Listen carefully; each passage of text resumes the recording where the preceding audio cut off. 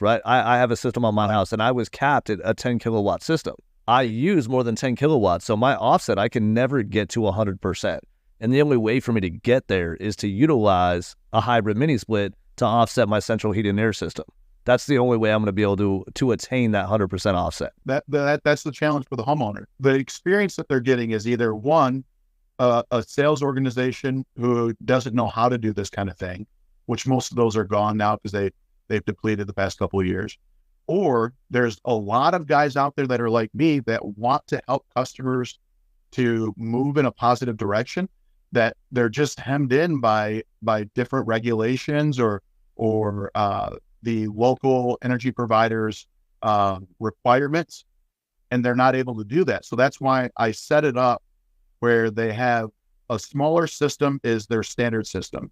That standard system is designed to cover their baseline needs in the home, lights and so forth and so forth. So not their peak usage. It's just they're across the board, kind of draw that ruler on that graph and look at, this is how much energy you really need to cover these everyday costs. Now to offset those peak hours or those peak usage, then you're utilizing these other avenues.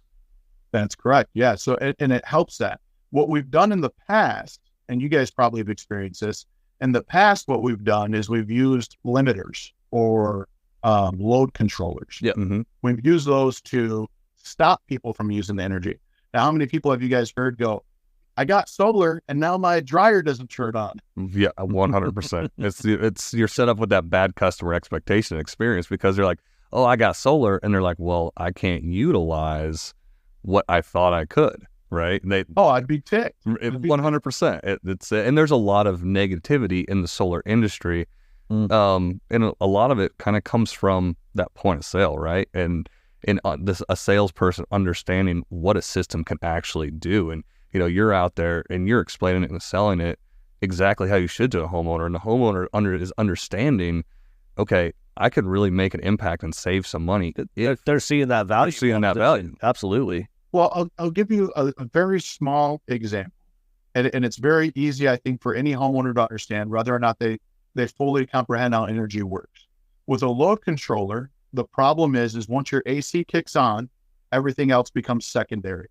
Washers, dryers, vacuums, so forth and so forth, right? Mm-hmm. So once that AC kicks on, you're limited now because you're using all of the available demand. Anything else that tries to kick on won't turn on. Mm-hmm. This is where people get angry.